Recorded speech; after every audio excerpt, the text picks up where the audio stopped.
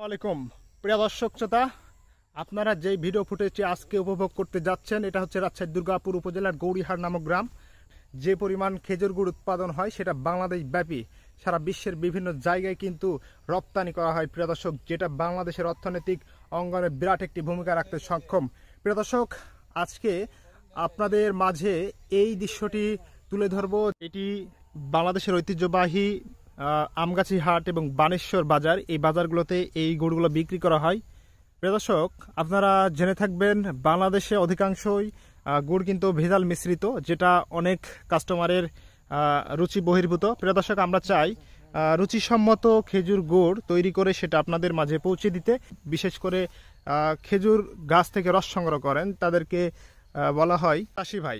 এই চাষি ভাই কিন্তু খেজুর গাছ থেকে রস সংগ্রহ করেন এবং এদের সাথে যদি আপনারা যোগাযোগ করতে পারেন তাহলে কিন্তু আপনারা পিওর সেই খেজুর গুড়